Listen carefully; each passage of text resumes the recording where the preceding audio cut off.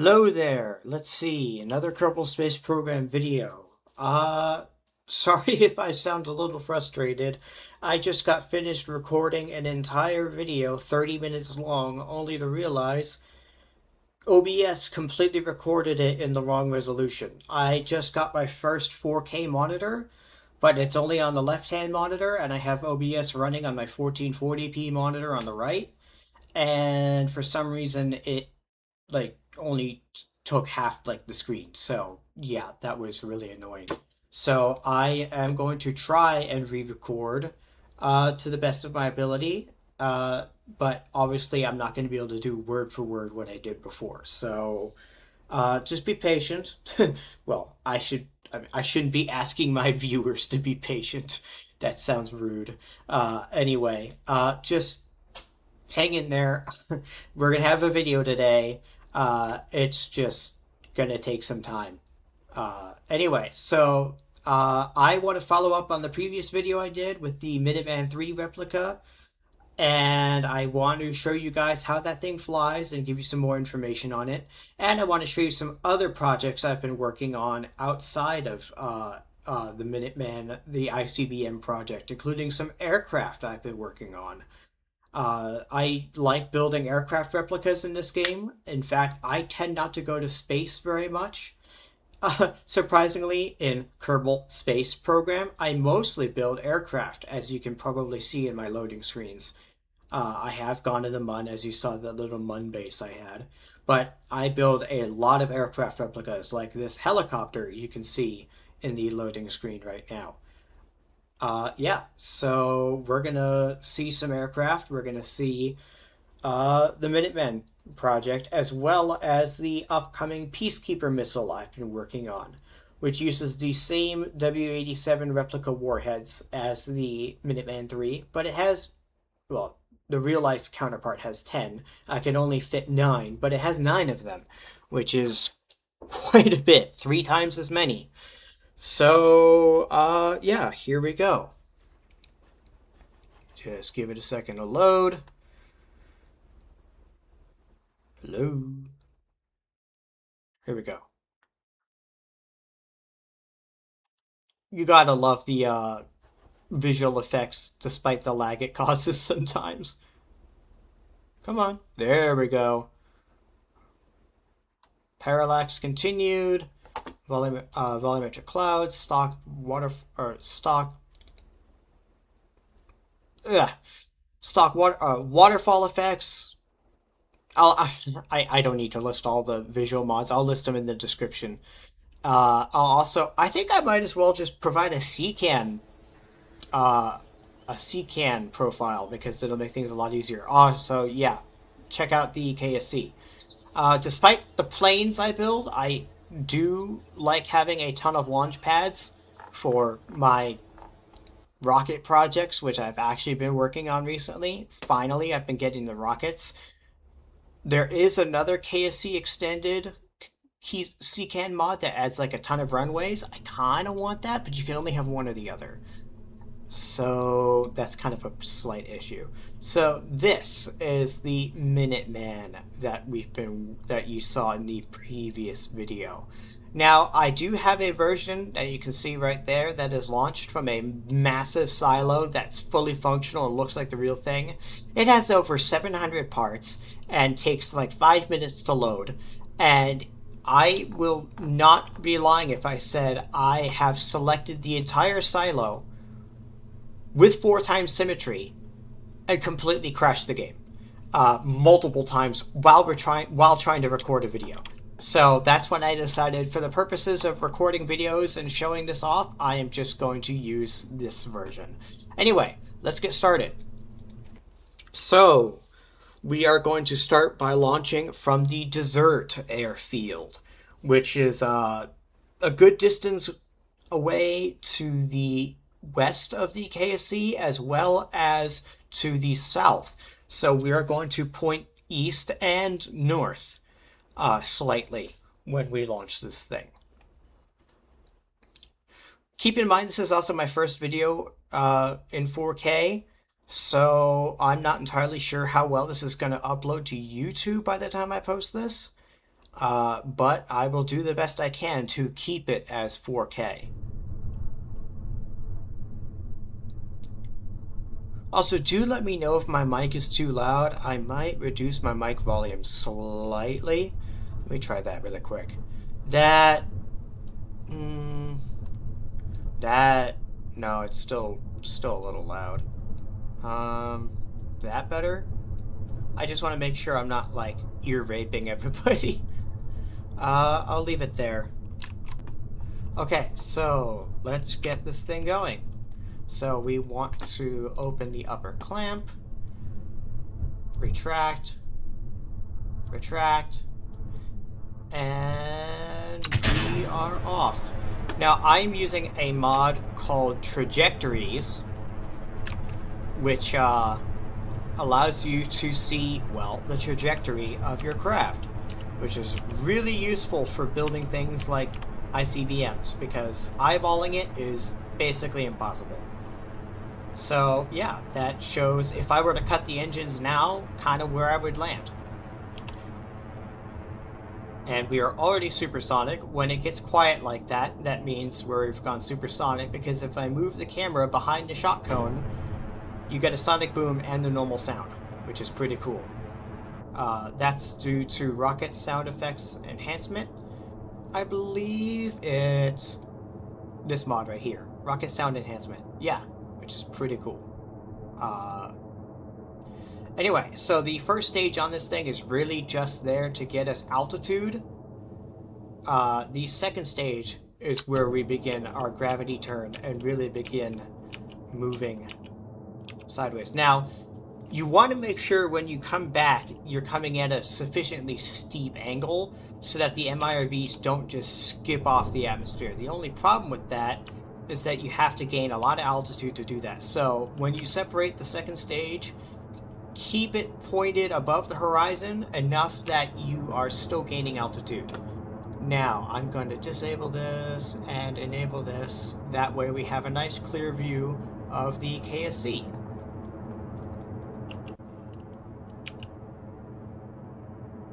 And again, these SRBs, the effects are from a mod called RSNP, I believe. That's also, everything is available on CKAN for the most part that I use. So just ask me and I'll post a link to it if I can. If I can't, I will just provide a CKAN profile. Alright, now there's only one problem with that mod that adds waterfall effects for these SRBs, and that it doesn't work on the third stage for some reason, which is annoying. There's no sound or anything, but hey, what can I do? It looks pretty good for the first and second stages. Alright. Action Group 1 disengages the third stage and separates the PSRE. Now, the third stage, you can't technically shut off a solid rocket motor, but you can equalize the thrust. So that's what those little ports on the side open up and do. And that's actually what the real Minuteman does, because you don't want to overshoot your target with an ICBM, but how do you disengage a solid rocket motor and not overshoot? Well, you simply kind of equalize the thrust by opening up those ports and then separate it. And that sort of is like a cheat code for disengaging an SRB. Because technically, again, you still can't really shut it off, but you can kind of equalize the thrust like that. I mean, I don't know, maybe you can shut off an SRB? I don't know. I'd have to look into the science of SRBs a bit more. By the way, for everyone who thinks SRBs are just big dumb boosters compared to liquid fuel motors, trust me, there's a lot of science and a lot of engineering that goes into SRBs. Just look into high power amateur rocketry and you'll see what I mean. It's not as simple as just, oh, it's a big dumb, you fill a garbage can with goo and it burns, and yeah, no. It's there's a lot of science that goes into SRBs, and there's a lot of things that can go wrong. Alright, so I think we want to target there. And hopefully we won't overshoot. The last video we did, in the last failed video, I did kind of overshoot a bit. So, yeah, hopefully that won't happen. Now, I do have a mod installed called Persistent Rotation. And what that's great for is satellites, things that are like spin stabilized, so they stay that way. And also, it keeps craft pointed whatever direction you want them to in time warp, which is pretty cool. Much better than the stock system where it just kind of resets during time warp. All right, now we begin to separate the MIRVs. 1, 2, and 3. Now these are completely passively stable. They're spin stabilized, but they, despite the fact that I have the SAS thing here, they do not. They have reaction wheels. They're disabled, so they just kind of remain spin stabilized and aerodynamically stable. I really hope we don't overshoot again, but something tells me we are going to. Yeah, I think we're going to overshoot. Darn it.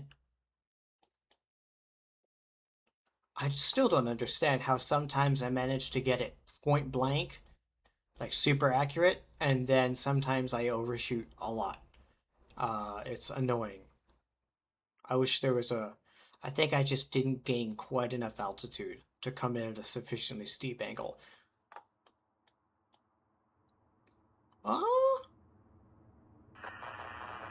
Are we gonna overshoot?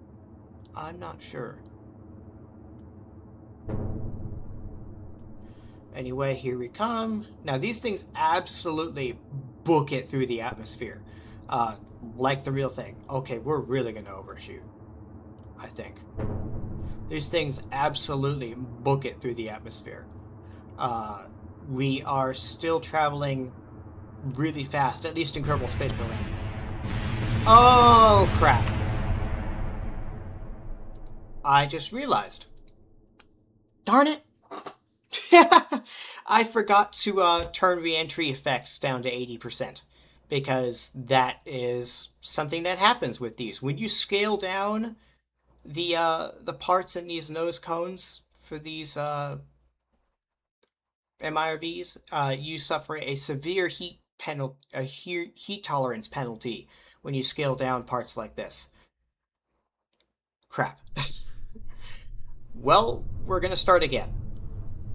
Sorry about that. So let's see. Settings. Yeah, we gotta turn re-entry heating down to 80%. Accept. Apply. Accept. Alright, we're gonna speedrun this.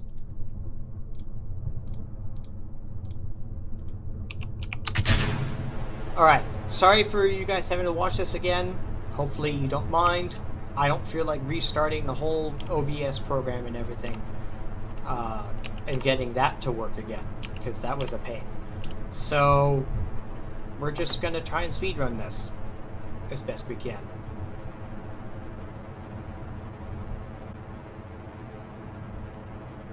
So I don't know how to fill this kind of with dialogue, so I'm just gonna say, what do you guys want to see next? I'm going to show you guys a bit of aircraft in this video that I've worked on as well. Do you guys want to see build videos in the future?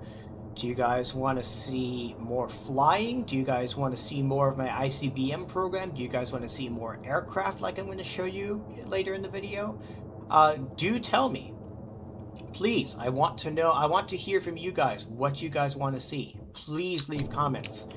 I love comments. And also, if you guys have any questions about these, what mods I use, how I built these, do feel free to leave a comment and I will get back to you promptly, as best I can at least, because I have good news. I graduated college. I have my bachelor's degree now, which is awesome.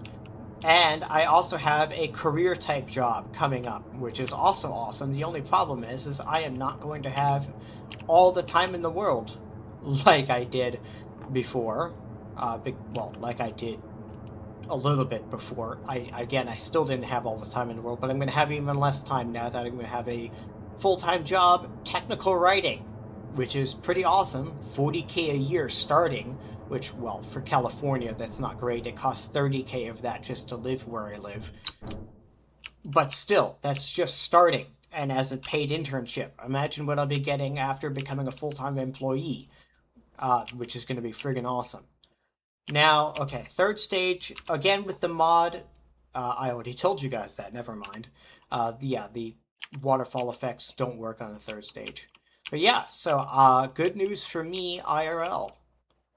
Alright, let's see. Do that. Oh wow, our aim is pretty good.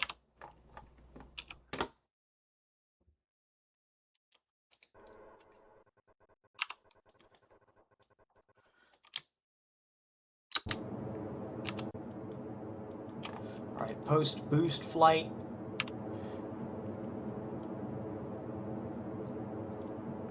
Now, technically, I should be aiming all of these MIRVs independently. After all, that's exactly what their name suggests.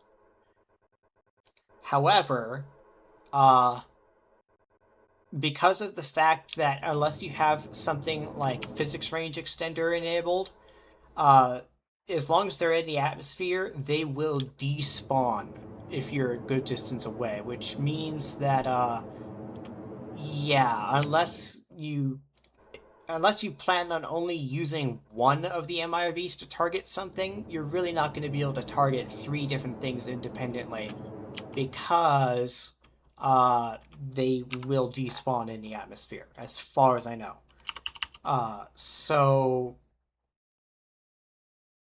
unfortunately, I don't think you can technically, at least not in KSP, use all 3 MIRVs independently, which you should be able to, that's what they're designed for, but due to the limitations of KSP, I don't think you can.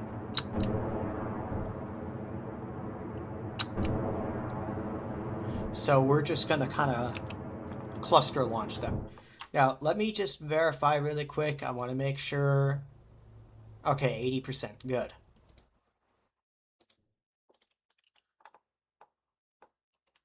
Wait, I hit accept, not apply. Does that...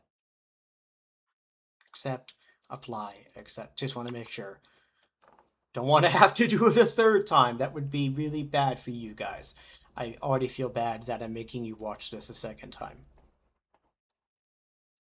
I still think we're going to overshoot again, despite the fact that I'm coming in at a much steeper angle. Yeah, we're probably going to overshoot again. Oh well. I'll just turn off trajectories so you guys can have the full experience of re-entry in these things. Isn't it glorious? Well, I shouldn't say glorious, it's the destruction of mankind as we know it. Well, civilization. Not everybody would die in the event of a nuclear exchange, but at the same time, there's the classic phrase, the survivors would envy the dead. So, yeah. I wouldn't say it's glorious, but, I mean, it's cool to simulate in Kerbal Space Program, not cool to, think of in real life.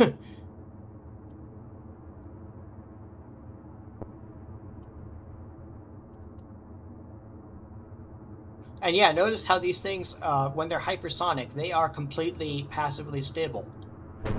Ooh, I think we might actually hit the KSC this time. I don't know why sometimes these things go really different speeds, but here we go.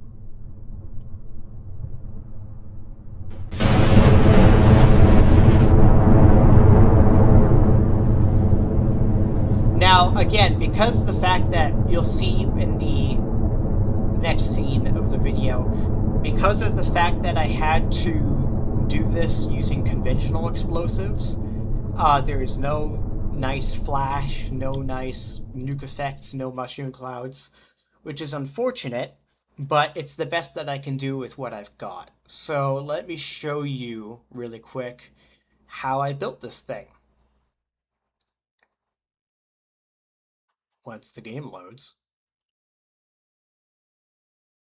Okay, here we go.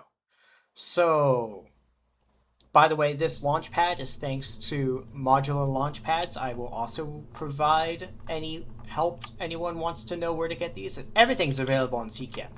So, basically, we've got these. Now, the problem with the MIRVs that are available through BD Armory, specifically North Kerbin Dynamics, is that they're huge. Ridiculously huge. Unrealistically huge. And the problem is that if you look inside here, I use a part called Small High Explosive Warhead. Now, this is technically a conventional explosive, but I've just tweaked the settings to be really high so that they're basically the same yield as the actual Minuteman 3. Wait, what? What? Why did it go down? What?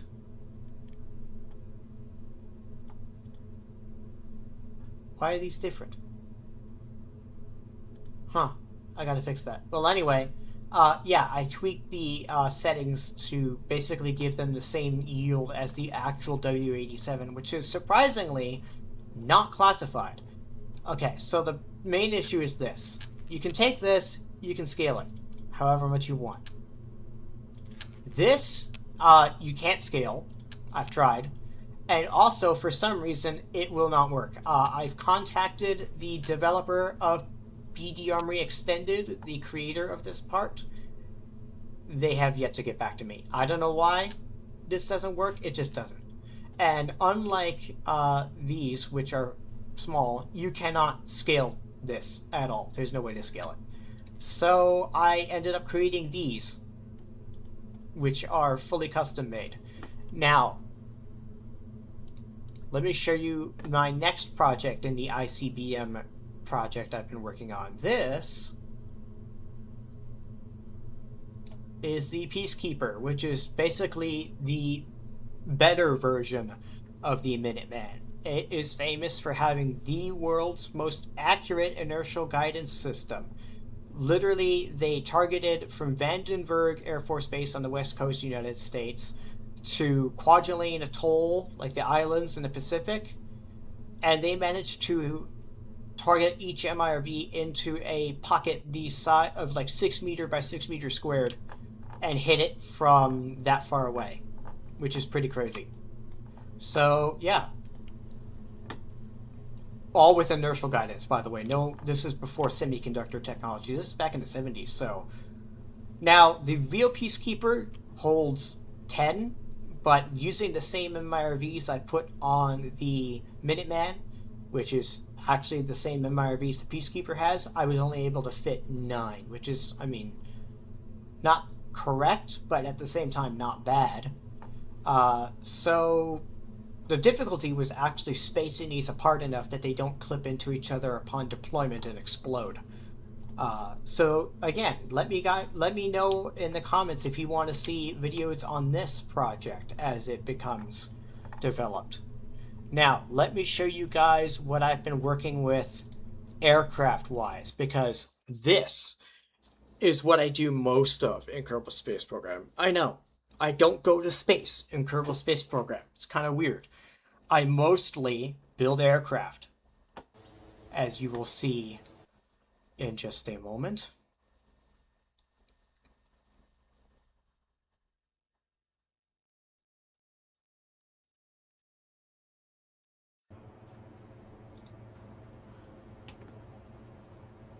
Now, this is my favorite aircraft I've built so far, by far. It flies insane. It's, I mean, like its real life counterpart, it's super maneuverable. It is a, in my opinion, pretty decent replica of the Su-30 Russian aircraft. Twin-seater, canards, thrust vectoring, just absolutely stupid maneuverable. I dare say not even call it super maneuverable, stupid maneuverable. Like, if you're not careful, you will stall this thing and fall out of the sky. However, because it's thrust vectoring and super maneuverable, if you are high enough off the ground, you can still maintain control while in a stall and reorient yourself out of the stall, which is pretty cool. You can do cobras for days in this thing.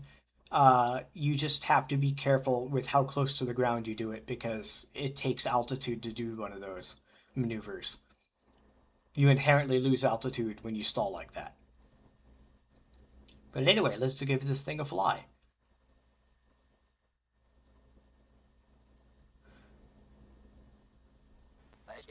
Now, the colors on these aircraft are through a mod called TURD, T-U-R-D, Textures Unlimited Recolor Depot. I'm not sure if that mod is on CKAN. I don't know if it's been ported to CKAN. I know it's on GitHub. So I know you can get it on GitHub. I don't know if it's been ported to CKAN yet. Do let me know if you guys see it there, in which case, great. If not, I'll provide a link in the description to the GitHub page. Now again, this thing is just ridiculously maneuverable. Now do keep in mind, I do have Ferrum Aerospace Research installed, which, if you know about KSP mods, completely rewrites the game's aerodynamics simulation engine to be far more realistic. Now this aircraft will fly in stock aerodynamic systems, but it's optimized for Ferrum Aerospace Research. Just look how ridiculously maneuverable this thing is. It's like drifting in a car. Now, I'm going to gain some altitude so that I can show you guys how this thing is actually super maneuverable. So I'm going to get us into a stall here.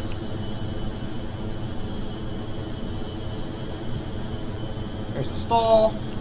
Now let's keep control and pull ourselves out. If I can, darn it. Again, I said it takes altitude to do this. You have to be you have to be far enough off the ground, and most people that are doing crazy maneuvers like this wouldn't be doing it so close to the ground. I was just stupid and did it anyway. Let's try that again.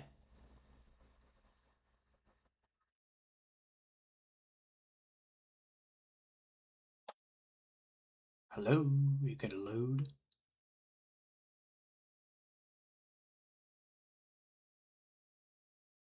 Uh-oh.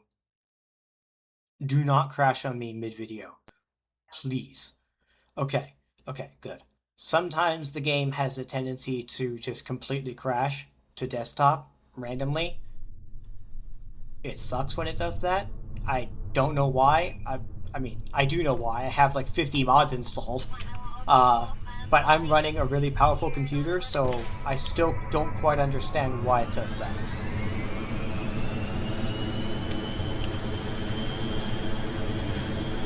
By the way, if you want to know my PC specs, it is a Intel Core i7-14700K with a BIOS update, so it doesn't fry itself due to the overvolt issue with the 13th and 14th gen Intel Core i7 and stuff like that. And also, let's see, 48 NVIDIA RTX 4080 Super graphics card, 32 gigabytes of DDR5 memory. I'm so glad I got this computer when I did, before the whole RAM and GPU crisis we're going in right now, because 32 gigs of RAM is more than enough for what I do, and I'm not going to be upgrading anytime soon with the way things are going. So let's see. Aerodynamics. Let's get us into a nice stall. Come on, stall. There we go. Now let's get ourselves out of the stall. There we go. Just like that. So we remain controllable in a stall using the thrust vector, which is pretty awesome. And yes, this thing is also ridiculously fast. Let me show you guys that. Active Group 3 toggles the afterburners, and this thing is ridiculously fast.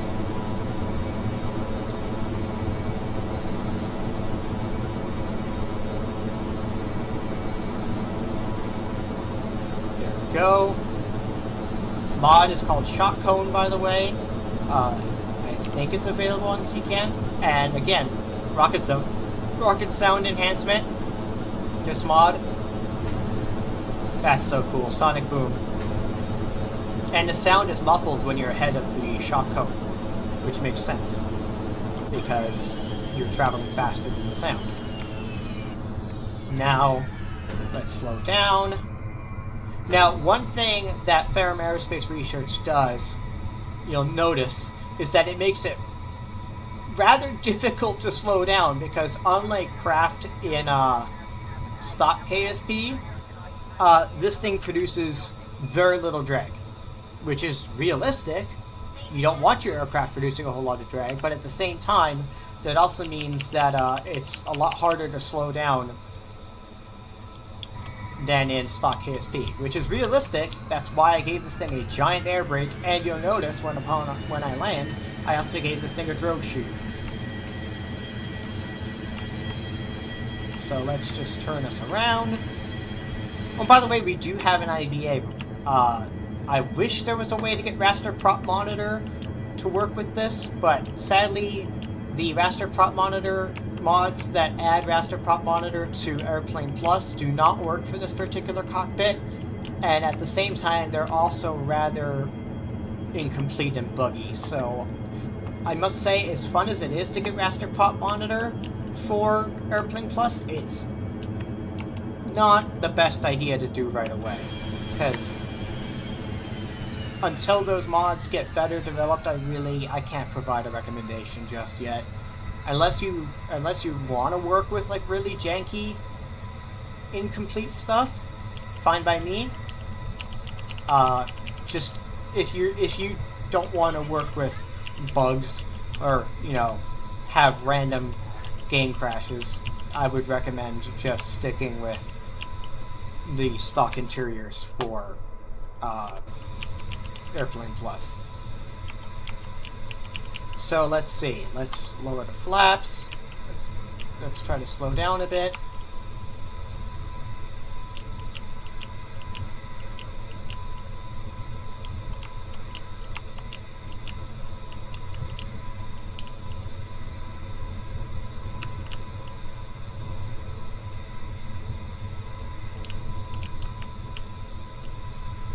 Okay, we're slowed down enough.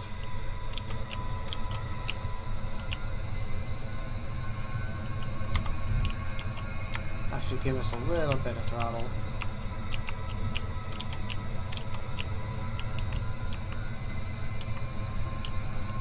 Oh, great, we're off center from the runway. Let's get centered. Drop the gear.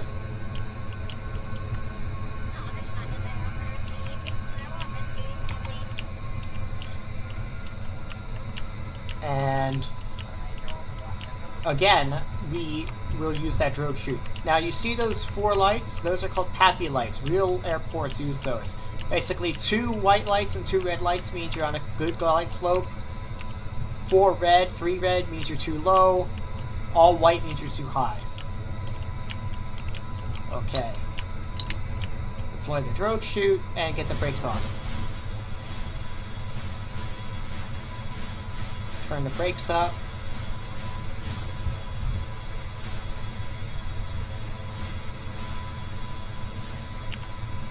And we are landed safely. Yeah, I love this thing. This thing's super fun to fly. And yes, by the way, as far as I know, the real Su-30 and Su-27 both use drogue chutes for landing because, yeah, fighter jets are hard to slow down. They are designed to go fast and have minimal drag. So slowing down on the runway is important, especially because not everybody's going to have a stupid long runway. As it is, the runway in KSP is actually rather short when it comes to real-life giant runways like the ones you find at Area 51. Alright, let's see. Oh, and the Desert Airfield runway is a disgrace with how short it is. The Area 51 runway is like ridiculously long. Okay, so that's my Su-30. Now, let me show you guys a couple of other projects I'm working on. Now, I'm not going to fly these because this video is already getting pretty long. I'm just going to show them to you. Do let me know in the comments if you guys want to see these in the next video. And I would be happy to showcase these. Now, the SU-30 and the SU-27 I'm about to show you are on CKAN, or sorry, not CKAN, well, their parts are available through CKAN. They are on Kerbal X right now, along with the Minuteman 3 I posted a few days ago. So, yeah, you guys can fly these for yourself. Do keep in mind that you're going to need the mods, and do also keep in mind that Kerbal X is kind of an old website, and the developer slash owner slash maintainer of the website has kind of disappeared. So the website does go down from time to time, and there's really not a whole lot I can do about that, or anyone can do about that. But as far as I know, Kerbal X is still the best website to post Kerbalcraft files. So yeah. Now, I think these are Chinese missiles. I did my best to get Russian weapons on this, so these are Russian missiles, I believe. But then again, as everybody knows, most Chinese weapons are just kind of rebranded old Russian weapons, at least up until recently. So, yeah. This is my SU-27. Now, the SU-27 lacks the canards, lacks the two-seater, and does not have thrust vectoring. However, this thing still is ridiculously maneuverable, and I could add a Cobra button. I think I could bind that to Action Group 10. As it is, though, I haven't done it yet. Now this, due to the fact that Ferrum Aerospace Research adds realistic aerodynamic effects, this thing flies like its real-life counterpart, the Su-47. Forward-swept wings, naturally unstable. Unless you have SAS enabled, like real-life fly-by-wire, this thing will want to fly butt first. It's designed to be passively unstable, so that it's ridiculously maneuverable, but at the same time that means you have to have fly-by-wire enabled. This thing is beautiful. I love how this thing turned out. I put a lot of hard work and effort into making this thing look good and fly well. I'm not going to fly it right now. Again, guys, let me know if you guys want to see this in the future, and I will be happy to make another video devoted to just aircraft. See, we've got the nice internal weapons bays, just like the real thing has. Yeah. Now, my latest project that is still a work in progress. I'm probably going to post this one to Kerbal X soon because it's just about done. This project, the Su-57, as we both know, is the supposedly stealth aircraft, but according to the War Thunder forums, it's not so stealthy after all. This is still a work in progress. I have not been able to get this thing to be as maneuverable as it should be.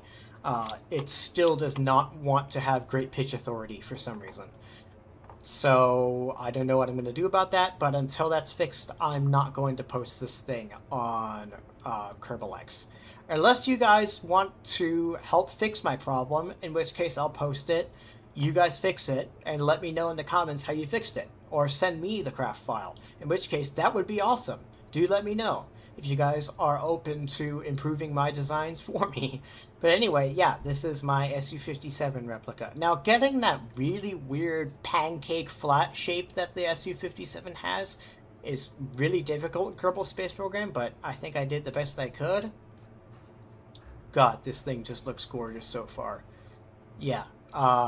Anyway, that's it for today. I don't want to make this video any longer because YouTube algorithm tends not to care for videos longer than half an hour as far as I can tell. So, yeah. Thanks for watching. Let me know in the comments what you guys want to see next. And, keep in mind that because I'm starting a new job, I'm not sure what pace I'll be able to keep up the videos, but there will be videos. Trust me. I'm going to be trying to post a bit more often than once every 5 months. Anyway, thanks for watching, and I look forward to seeing you guys in the next video. Bye-bye.